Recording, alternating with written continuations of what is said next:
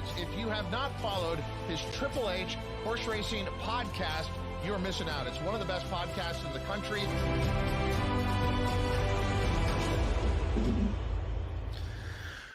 Good morning, everyone, and welcome to Saratoga Today for August 20th, 2023. I am your host, Kyle Roscoe, with my co-host from Betting and Boozing, Patrick Kunsel. Patrick, how you doing this morning? Doing well. You know, we were talking before the show. These Sunday mornings, they're a doozy. Yeah, they always are a doozy. And even though there's no big stakes races today, this card is extremely interesting and extremely challenging. At least in my opinion. I laid that out for everyone that bought the Saratoga Power Picks this weekend, as I was the gracious partner to be able to do that today. And it's a very, very interesting card. Many different ways you can go. The late pick 5, which we're going to cover today, has two very nice maiden special weight races, one for 3-year-olds and up, the other for 2-year-olds going on the turf, which actually is on the turf. Unfortunately, one of them that scratched out, which is race 9, one of the claiming races, is off the turf, but they do have 5 MTOs in there, which will keep the field size up. And then race 7's a nice N1X, and race 10 is another maiden 30 claimer, which looks tough on paper, but I actually have some pretty decent, strong opinions in. But guys, we're going to get into it real quick. I'm going to go over just a quick peripherals real quick, and then we'll go into the pick 5. So if you guys missed it yesterday, Woodbine has a very, very nice card today. It's the King's Plate card. Obviously, it used to be the Queen's Plate before the Queen's passing, but now the King's Plate. An all stakes middle pick 5 was covered on this channel yesterday. If you missed it after our Saratoga Today show yesterday, it is on this on the podcast channel. Please go to the flagship show section and you will find it there. Again, that was covering the middle pick 5, including the $1 million King's Plate. So guys, please go check that out. We would greatly appreciate it.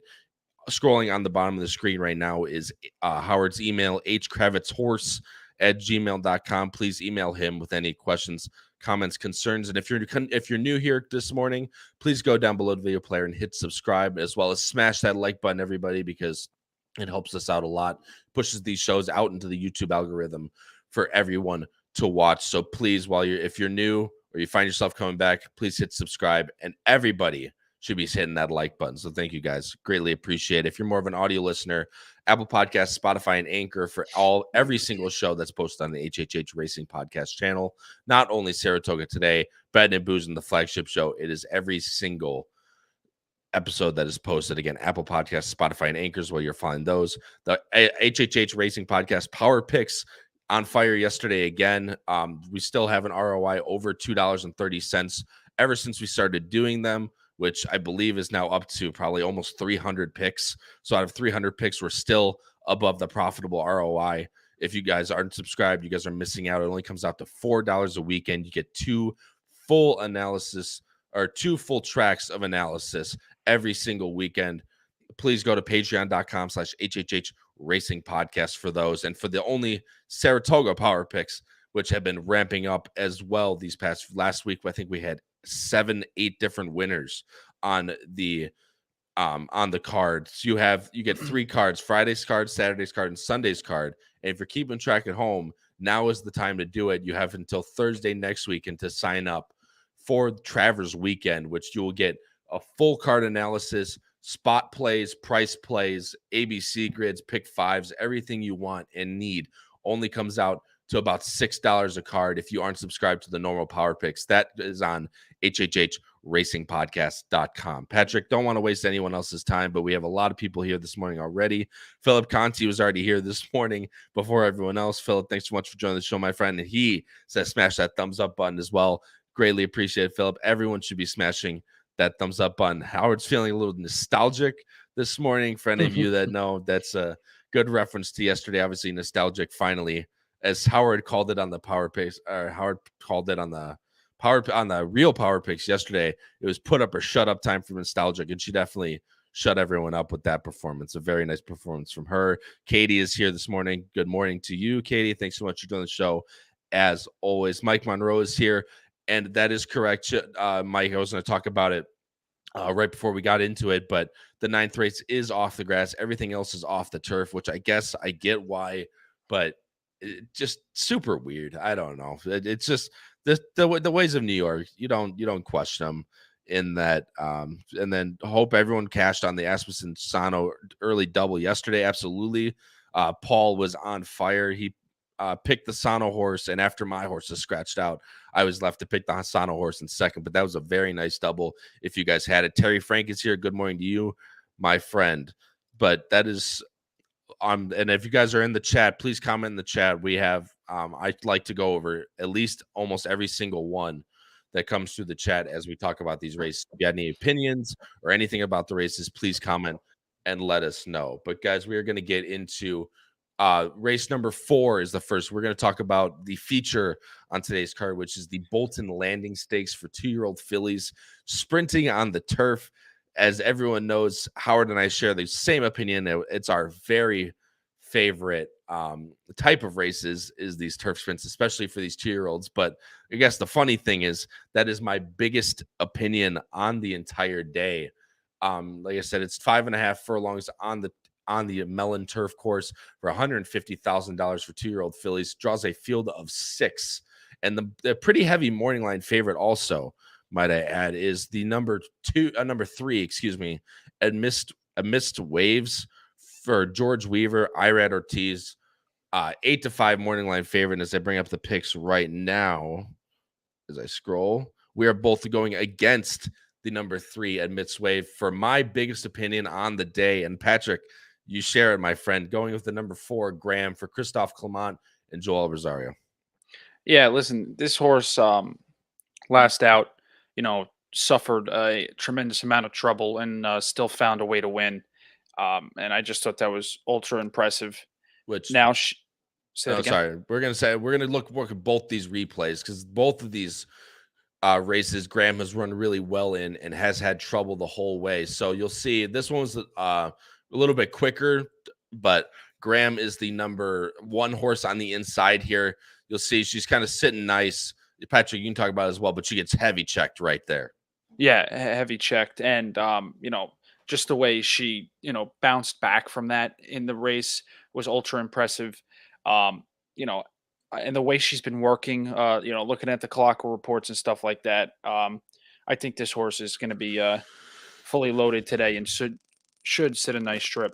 Yeah, and she is, like as Patrick noted, she's working out really well. You could see her finishing down the center and actually ends up getting second in that race after giving them a good 3 lengths at the half mile pole. And we'll go over the next one as well because this one she also had a bunch of trouble in, but she actually still finished. She still finished first in this race. You can see she's the 7 right here, trying to come up the inside. The door closes. She gets semi-checked, like not as much as the last race we watched, but she gets checked there. Has to switch to the outside. And as I put to the top of the stretch, you'll see she gets slowly checked there again and has to fight her way to the inside. It just, to me, even though the numbers aren't very big, the buyer speed figures, that is, this filly's just shown a ton of courage, a ton of grit, and just does not like to give up. And you'll see she absolutely kicks it into high gear there and will go by the number 9 pretty effectively. So even though she got a 57 buyer in that race, I think the trouble that she's endured in these last 2 races speaks to me and how talented this filly is, and now draws a 4 post, which I really like. Joel to keep her a little bit in the clear, hopefully have a nice run down the top of the lane, or down at the top of the lane, and maybe the 3 or 4 path. I think Graham is very, very interesting in this spot, but we both have the number 3 amidst waves in second. Obviously, coming off the Colleen Stakes, winning with Furgo Lynch aboard at Monmouth, and I mean, realistically, the number is the biggest in the field. Yeah, and I just don't know how strong the Colleen B is going to come back.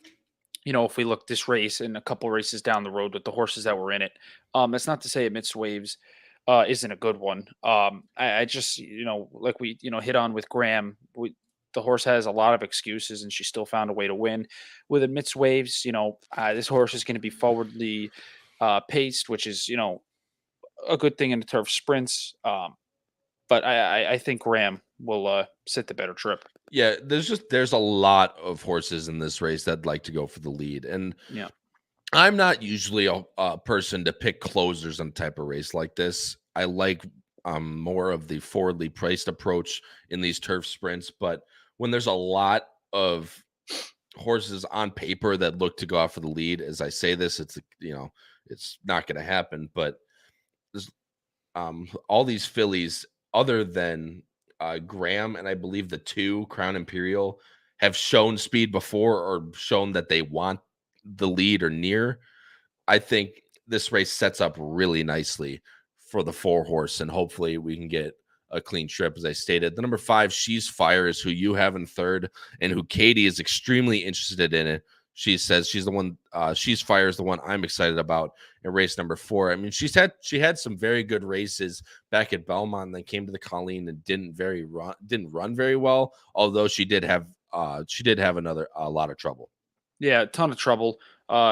Major excuse in that race in the Colleen B. So I think if she could get back to her form, she should be able to fit right in. But you hit on the pace situation, and that could be a problem. Yeah, and you see she's inside here in a many different horses. She's behind the tree, of course, but she's in the I believe, where is she? This one? Where is she? She's the 5. She's the 5. Yeah, I'm trying to find where she is. Um, The chicklets aren't helping. Oh, she's back here. It's like she's Yeah. not. These chicklets are not helping me out here. But she's in the purple, so she's right here in between horses, which for 2-year-olds is very. I mean, it's a very troublesome place to be. And you see, like, she'll get checked back here on the turn. So she's got a lot of trouble to deal with in this race as well. Although I think the number 4 Grams is a little bit more convincing in my opinion. But She's Fire could definitely be interesting in a spot like this. I went with the number 6, a Stone's Throw Away, who actually ended up beating Graham in that last race, albeit the much, much better trip, in my opinion. But obviously the buyer speed figures aren't in for Stone's Throw Away, but this to take another step forward under Todd after that last race, I think is extremely interesting. I'm just not sure about the pace perspective, but she will be on the outside, which I would much rather have in these 2-year-old fillies races other than on the rail. But like I said, Graham's definitely my biggest opinion on the day, and hopefully Joelle can work out a really nice trip for her. I'm going 4.36. Patrick's going 4.35 in the feature on Sunday's card, the Bolton Landing. And yeah, Del Mar is canceled today, everyone. I see a lot of people in the chat. Mike Monroe and Katie both said Del Mar's called off due to the weather. It is due to Hurricane Hillary today, so which is making its way up the West Coast. So unfortunately, Del Mar will be canceled. They're hoping to start training again, I believe, on Tuesday. So hopefully everything can continue as planned after it passes through. But like I said, hopefully everyone stays safe out there. The race number 6, Patrick, is the start of the late pick 5 that we're going to talk about. It is a maiden special weight, 136,000 for 2-year-old fillies going a mile and 16th on the turf. And I'm also very interested in a horse in this race. Actually, when I looked at this, you do have her in second. When I first looked, I didn't think you had her anywhere, but that's kind of funny that I just completely whiffed on that. But you have the number 7, Memorialize, in first for Grand Motion Manny Franco, for a horse that looks to take a nice step forward in this race. Yeah, Memorialize did absolutely no running early on on debut, and I was just impressed with the way the horse kicked on late, and was the favorite. You could say that the horse just was really not all there on debut as a 2-year-old, which it is fine. But has been working well. Has not been working up at Saratoga, so I think that might be a good thing for this horse. Grand Motion is fantastic with stretching out horses. And she's been a little quiet this meet so far, but I think Memorialized with Manny Franco, this horse should hit a nice trip from off the pace, and I expect a bounce back. Yeah, and I expect a little bit more speed out of this filly. Like I said, I mean, we can't watch the replay, sadly, as this one was at Colonial for Church, which is owned by Churchill, obviously, but Unprepared. I think that might have been the first time I've seen that note, at least for me. I'm sure obviously a lot of the people that have been watching races for many years, but unprepared and lost iron. I mean, and she still ended up running second. So Memorialize is definitely interesting. It's kind of mean, unprepared. Well, I mean, to be fair, she broke last and looks. Yeah. I mean, out of the gate, she was last and got back by 15 lengths. Oh yeah, Considering she got a 2 time form US rating out of the gate. I mean, definitely unprepared. Might be the correct wording for it. But Lamorna is who I'm going with for Belmont. Louis Saez. I'm going for the Belmont double here is what I'm looking at. But this last race was very good. Lamorna was, for a 2-year-old to suffer what she did at the break and still run on pretty decently, I think is very telling of a horse that, one, wants to go a little bit longer maybe, and two, that's really talented. But you'll see at the start here, she is the number 4 coming out of the gate here. You'll see she gets squeezed at the start and breaks immediately last. I mean, you see right here, then she gets squeezed. I mean, she immediately, right out of the gate, she's giving the leaders 4 lengths, maybe 3 lengths, something like that. And you'll see she continues to drop back a little bit. I mean, that's just out of the first 8 strides, and she's already 6-7 lengths back. And as you come to the top of the stretch here, you'll see her swing all the way to the outside. She makes a really nice turn move here, as you can see her coming up on the outside here, and she's just steadily making progress after that. I mean, it looks like she's just flying on the outside here. Unfortunately, just doesn't have enough after being stuck in the parking lot on the turn. But that she's still coming on late. She only loses by 1 1/4 as I skip a little forward here. And you'll see the number 3, Kodiak Wintergreen, who is the favorite, just gets a better trip. But you see, I mean, she finishes just off the leaders. And if she didn't give them too much at the start, I think she would have been right there for sure. But Lamorna is extremely interesting for me. Second time out for Belmont, especially coming off I believe that was a B workout, that bullet for 35-1 on August 16th. So Lamorna is definitely interesting for me. But Patrick, you also have Lamorna in second. Feel free to touch on anything I didn't, and then we can go on to your third place horse. Yeah, no, you hit on it. The only thing I was going to say was that workout on the 16th tells me a lot that this horse is ready to stretch out in distance, and I don't think you're going to get 7-2 on this horse. Yeah, I don't disagree with that, especially with the buyer figure.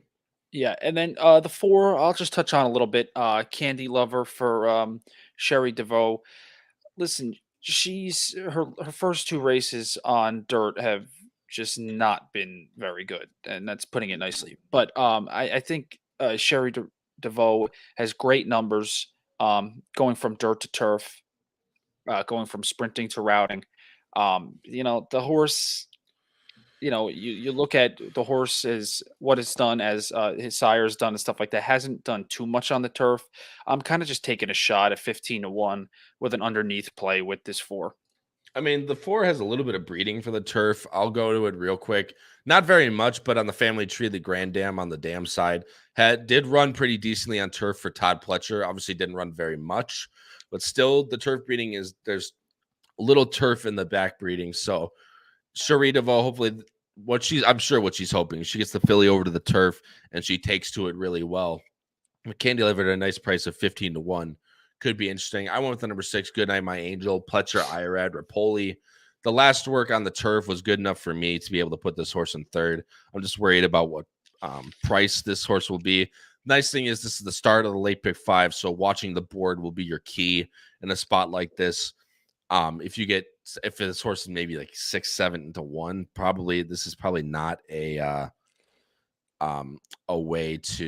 horse to play. But if this horse is taking money other than the normal IRAD money that we always see, Goodnight My Angel could be definitely live in a spot like this. I'm going 8-1-6. Patrick's going 7-8-4 in this race. Carlos is here again from Puerto Rico. Thanks so much, man. Says, is it me or is yesterday's Alabama Stakes was a poor competitive race? They all look tired. I don't disagree with you, Carlos. Obviously, it's the 1.25 miles, the distance that all the fillies were trying for the first time, as was stated on the broadcast many times. But it was a very slow, as Howard points out, a very slow final half mile.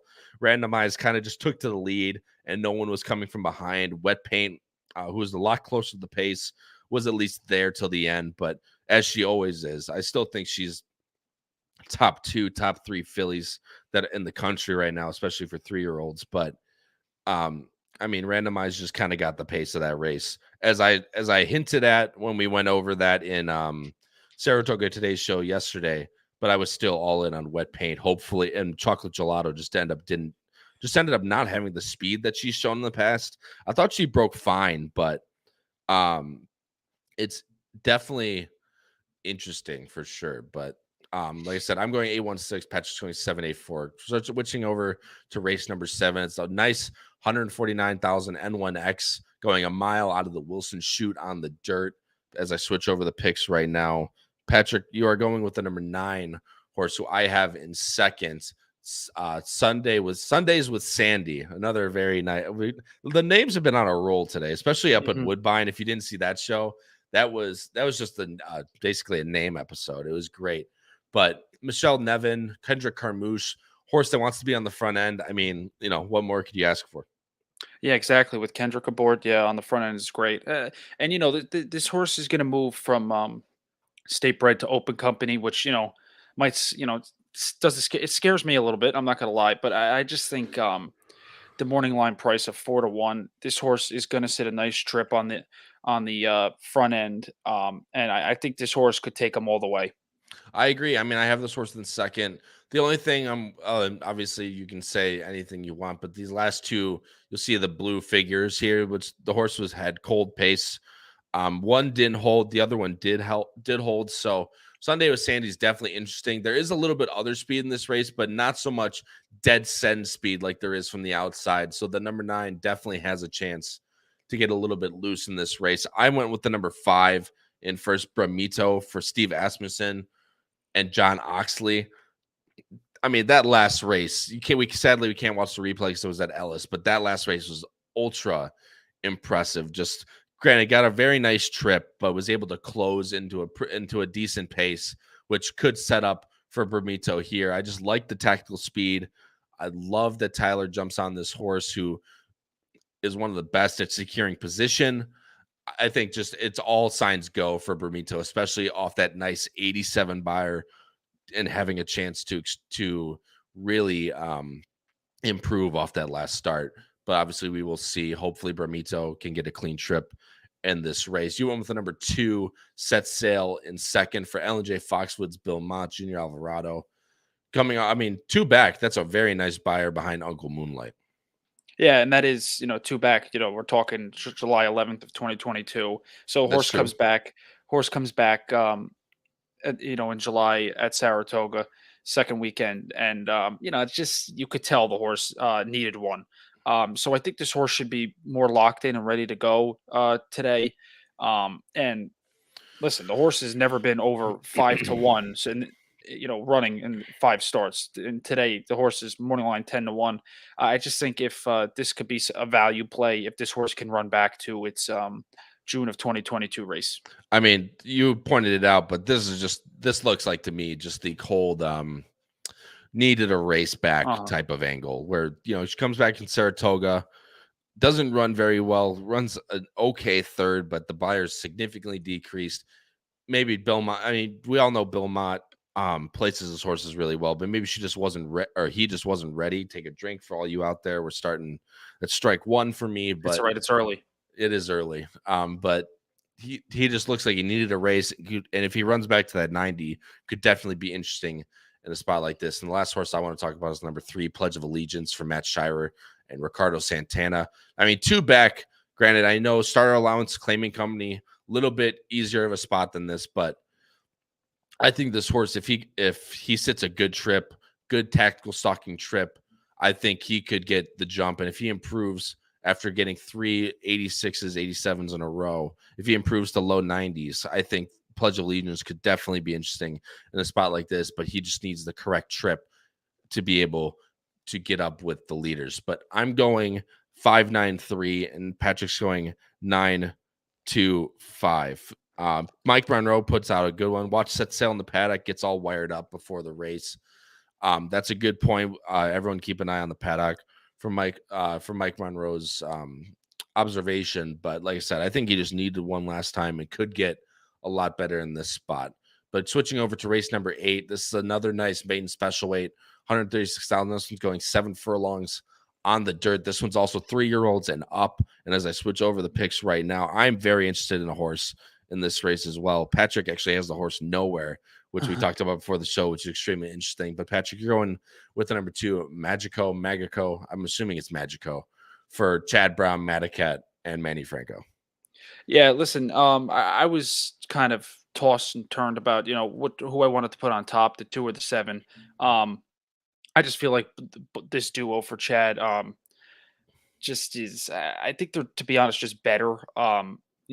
Magico, the 7, exits that maiden special weight last year at Belmont, and the horse went on a long layoff.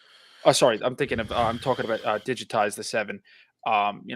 Off a long layoff. I just think if this horse can run back to one of those numbers, the horse is gonna be very tough to beat. And with the 2 with Magico, kind of impressed me on debut. Has been working well. Like I said, I just think this horse is going to be forwardly placed and in Magico, and I like Manny Franco gets the mount. He's great on the lead. So like I said, I'm between the 2 and the 7, and I'm going to if I play a pick 4 or pick 5, I'll just stick with these 2 and try and run with it.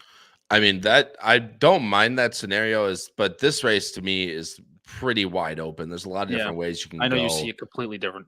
I know. Well, then, hey, that's the beauty of the game, right? Is that we can talk, we can look at these numbers and we can see them completely different. I went with the number 9, Black Rain, and I'm very interested in this horse. There's one thing that concerns me, and I'll talk about it as we move on. But Black Rain's been working extremely well. It's been B+ and B workouts the whole way through. I'm going to click on the dam, and this is where it gets really interesting. Sustained, by the way, was a very nice horse in her own right for Dale Romans. If you go to her siblings, this is where it gets very interesting for me. Turned Aside, who I'll show all lines for this. Turned Aside by American Pharaoh out of Sustained, which is the dam, obviously, of Black Rain, was a grade 2 placer at Woodbine and a grade 3 winner at Saratoga in the quick call. I mean, of the $327,000 purchase winner, excuse me, she was a very nice horse, or he was a very nice horse. And he's also a half to Ethereal Road, who obviously we all know for winning the Sir Barton on Pimlico Day, and obviously getting second in the Rebel last year behind Un Ojo, who obviously we all know is a very nice story there. So a half to Ethereal Road and a half to Turned Aside, 2 very nice horses. The only thing that concerns me is the fact that this dam, the 2 horses that this dam has produced, have been not monsters, but they've been very, very nice horses, both winning over $300,000 in their own right. But this horse only sold for $32,000. So it's very interesting to me when you see a lot of those, especially graded stakes winners and graded stakes placers. They tend to go for a lot more money than $32,000. But this horse has been working extremely well in the work tab. I think Black Rain is extremely interesting on the outside for Todd Pletcher. You have the number 7, Digitize, in second, who I also have in second. This just seems like the obvious horse to go with in this spot. The horse has experience. Buyer figures are really nice and could show even more improvement. Yeah, and the only thing that concerns me, honestly, is the layoff. I think, like I said, I talked about Digitize a little bit before with the 2. Just needs to get back to one of those numbers. That 86 buyer will definitely fit in this spot and faced really tough competition last out. Yeah, I'm looking, just see in the chat. Yeah, scratches are out for these races. As I get here now, there are no scratches in this race, the 8th race. The race coming up, right? Race number 4, the only horse out of the Bolton Landing is the number 1, Take Me to the Beach, which could take out a little bit of pace in that race for Graham, but I still think there is plenty. The number 7, Madame Leota is out of the 5th, which if you're a Disney fan, great effing name, by the way, Madame Leota. But out of the first race we talked about, race 6, only the AEs and MTOs are out. Race number 7, the number 1 Dark Vector is out, which I don't really think he had too much of a chance in that spot anyway. Race 8 is clean. Race number 9 is off the turf. So the number 2 Empire Attraction, who I loved on the turf in that spot, is now taken off. And actually, I put in 3rd for the dirt. I was hoping with the synthetic form they would keep him on the dirt. Let's see. And then there's a bunch of other scratches, but we'll get to them after we finish the 8th race, Patrick. But with the number 7 Digitize, I mean, like I said, he just seems like the obvious one, could show even more improvement for Chad in this spot. I think he'll set a good stalking trip under Flavian Pratt. And if he comes with a low 90, I mean, that could be very tough in a spot like this, especially for these first-time starters to run. I have the number 5, Quality Chic, in 3rd. And for David Jacobson, first off the trainer switch, not working exactly well, but that last workout on the workout report, he galloped out extremely well. And it's a lot better than it looks on paper, is the exact words from the Clocker report. Quality Chic could be interesting and one to pick up the pieces if the pace in this race does fall apart. And at a nice price of 8-1, that could be a good horse to key underneath in your exactas and tries with a lot of experience. You went with the number 8, Lord Vicente, in 3rd, who's another horse that's lighting up the work tab. Yeah, this is strictly a workout tab horse for me. And I find it really interesting that Brian Hernandez Jr. Comes in for this one. I think Kenny McPeak thinks he's got a runner in this one, and watch the board, see if this horse is getting bet. Yeah, and Brian Hernandez, obviously, BJ is his top rider wherever he goes, and I believe this is his only mount that he's shipping in for, if I remember correctly. Yeah, and I think it was because I think just looking when you pulled up the scratches, Hernandez picked up a MTO for the 9th. That is correct. Yes, he did. But that was the BJ this was his only carded mount for today. So usually when that comes in, McPeak, I'm sure, thinks he has a runner with Lord Vicente. And like I said, the workouts are very good on the number 8. So check the board, see if this horse is taking money. I'm going 975. Patrick's going 278. Patrick, switching over to race number 9. This race is again off turf. So as I switch over the picks now, it is denoted on the bottom. I am going with the number 13 on the outside, who Patrick has in 3rd. It is Gate Runner for Pletcher, who is now ridden, of course, by everyone's favorite Irad Ortiz Jr. And like Patrick said, the number 8 Bold Looker is now being ridden by BJ Hernandez. But the scratches in this race are as follows. The number 2 Empire Traction is out. The number 3 Quality G is out. The number 6 Billy's Got Issues is out. The number 7 Ableton is out. The number 9 Java Buzz is out. The number 10 Forwardly is out. And then the number 11 Covert Cat is out. And then the number 16, who is one of the MTOs, is also out as well. So many scratches, but there's still plenty of horses in this race. And Patrick's actually going with the number 9. Well, he went with the number 9 Java Buzz, who's now out. But the number 12 now, who defaults to his top line, is the number 12 Money Supply for Chad, Flavian Pratt, and of course Klarovich Stables. Yeah, my picks will just take out the 9 and the 2 on the front and the back end there. I'll just have the 12 and the 13 in this spot. I know I'm not giving you much. Chad's horse comes out of a race actually at 7 furlongs back at the beginning of April. This horse has a little bit of a layoff, which isn't a bad thing for a Chad horse. Horse, needs to improve, but has been bet a tremendous amount. And I just think this horse will take the blinkers off, which is I always think is a good thing. And facing Gate Runner, I think would prefer a little bit longer. Because this is going to go out of the mile shoot, correct? That's correct. Yes. Yeah, I don't know if the 13 is going to really like the mile shoot. So I think that the 12 might get a pounce on the 13 and have an earlier spot and should just sit a better trip. I get it, and I'll touch on it a little bit. Charles B, I share it.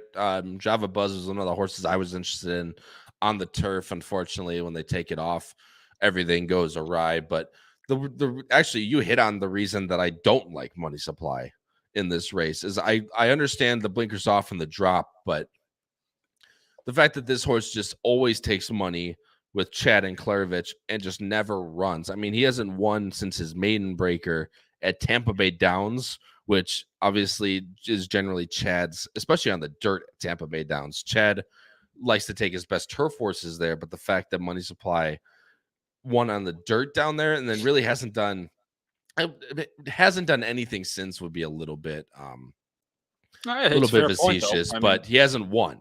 And he's gotten 1 second, and that was behind Winnett, who hasn't come back to fire that big of a number yet either. So the fact that this horse is going to take money again, especially in an off-the-turf race where these MTOs generally are viewed as an easier spot.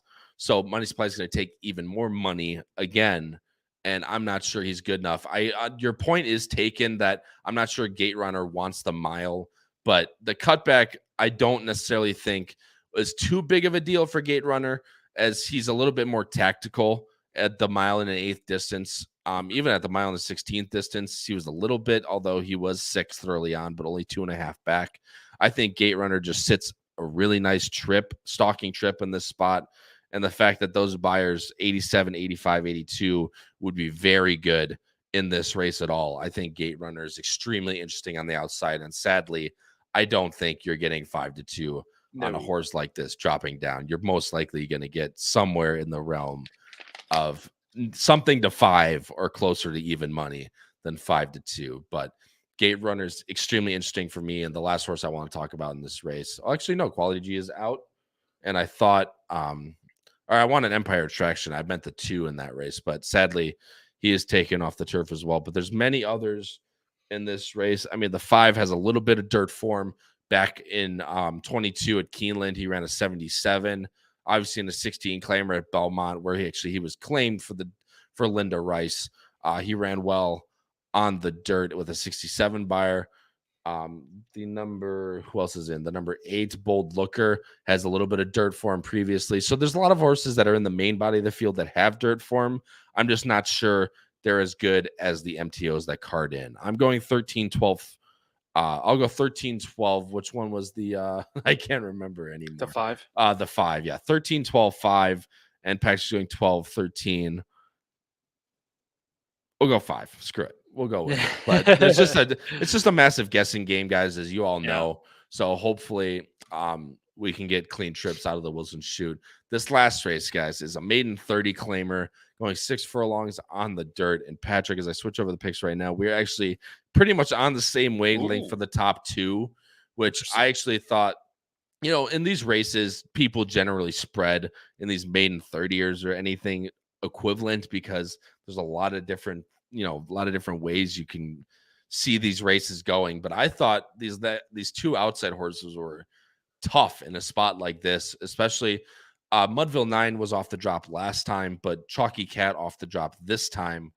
I think both are extremely talented for a field like this. And the 2 horses that are out of this race are 2 horses on the inside. The number 2, Conquest, is out, and the number 3, Two Chuckles, is out in this race. And actually, the number 1, Watch Hill, is a gelding, is another program change for you guys. But Patrick, me and you both go with the number 9 on top. Or number 10. I looked at the horse's name. The number 10, That's Mudville 9. Yeah, Mudville 9. He made a good run going a mile. Actually at this same level on July 30th. And he's going to drop back to 6 furlongs. I just feel like this horse should fit in this spot for Michael Trombetta and Jose Ortiz. He was 6-1 last time. And like I said, the cutting back to the 6.5 should help this horse a lot. Yeah, like I said, I like that this horse has showed tactical speed last time out. Was at a pretty fast pace out of the mile chute last time. I just think the mile. I know he's on the outside, but I don't think he needs the lead necessarily. He does his best running up front, and there's not too many horses that want the lead to his inside. The 8 is one of them. The 7 show no speed at all. The 5 might be one, but he could be able to secure a pretty nice stalking trip, I think, with Jose aboard. And if he's able to get the outside, an outside run at the top of the stretch, I think Mudville 9 could be extremely interesting. Patrick, you have the number 9, Chalky Cat, as I do, in second. Those first 2 races, the 61s, and even the 50, even the mid 50s could be good enough in a spot like this. Yeah, going to switch barns and he's going to drop in as a maiden for the first time. Maiden claiming for the first time, and this kind of signals to me that Eddie Barker wants to get off the bench here and get a win. But this horse, needs to prove that he fits. Because he just hasn't done much running. So I'm going to take a chance with this horse dropping into this maiden claiming. Yeah, and that's always the view, right? I mean, the weird thing is that once he was actually working on the turf. Oh my God. Excuse me. He hasn't worked since June the 30th. Obviously, he's coming back off of like a 3-week layoff last time at Saratoga, but this drop just makes a lot of sense in a spot like this. And even if he improves a little bit off of those mid 50s or low 60s, that could easily be good enough to win in a spot like this. So I think Chalky Cat is extremely interesting in this race. And then it's kind of, for me, I don't know how you felt about it, Patrick, but it's kind of 10-9. It almost feels like everybody else. Mm-hmm. So I have the number 5, Under the Knife, in third, who coming for a train, now switching over from Jeffrey Engelhardt to a trainer, Caitlin Gutterson, who's never won in 2023. But these 49 buyers, if he continues to improve, for Sharp as Tekka came out firing, if you remember, for their 2-year-old, for their first 2-year-old season. But if he keeps improving, I think he's interesting. And this, for a no winning trainer, look who grabs the mount. I mean, Irad picks up the mount so there's just many different things that I point to Under the Knife that signals improvement. And actually, Jeffrey Engelhardt actually still owns the horse, is another thing to point out. So even though he gives up the training duties on paper, he still trains the horse. So I think he still has a little bit of a say. But you went with the number 7, Sin Nombre, for Ray Handel, Joel Rosario, and Zilla. Last time bumped, steadied, the whole works, had no running. This one looks prime for a comeback race. Yeah, it has, like you said, issues with the trip last time. I'll give this horse a look, just bouncing back from something like that in a spot that doesn't seem too impossible, but has to improve. It definitely has to improve, obviously. But like I said, with a 2-year-old facing that type of trouble last time out, I think, even though he started in for maiden 40 with Ray, I think Sin Nombre could be very interesting on the comeback. But these last 2 workouts, especially this last one, I think they were just maintenance workouts. So even though the time is only 53, I think Ray was just trying to get a little bit of fitness into this horse. So Sin Nombre could be interesting on the comeback, as he was a $100,000 purchase for Zilla at the Saratoga yearling sale in 2021. But Patrick, this is we're gonna wrap up the show here. Please, for any last minute things, but do you want to say before the end of the show? No, I mean, I know you covered the power picks today. This late pick 5 that we talked about, we didn't make tickets, but I know you did with the picks. But yep. This is a tough sequence, and if you're going to have some opinions, because you're going to get pretty deep in some legs if you don't come up with an opinion or two. Yeah, and that's the way, I had to come up with an opinion. Obviously, I do have a pretty strong opinion in those 3 middle races, both 4, 5, and 6 that I talked about. But I actually singled the number 8 in that first race, which is the Bill Mott horse stretching out, La Morna. And then I literally I think I spread the rest of the races except for that maiden 30 on the end. I think I went just the 9 and 10. Yep.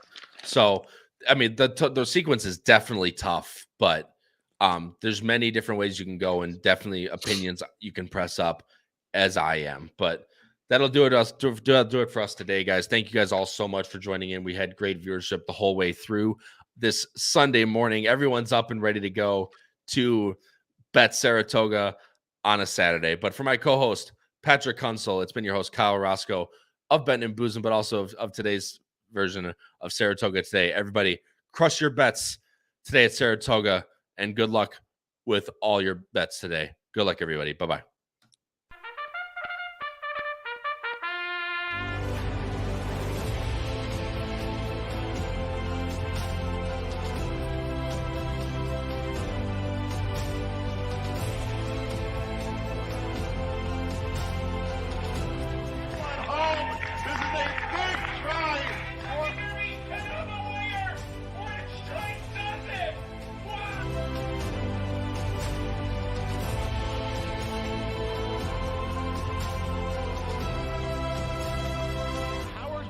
If you have not followed his Triple H horse racing podcast, you're missing out. It's one of the best podcasts in the country.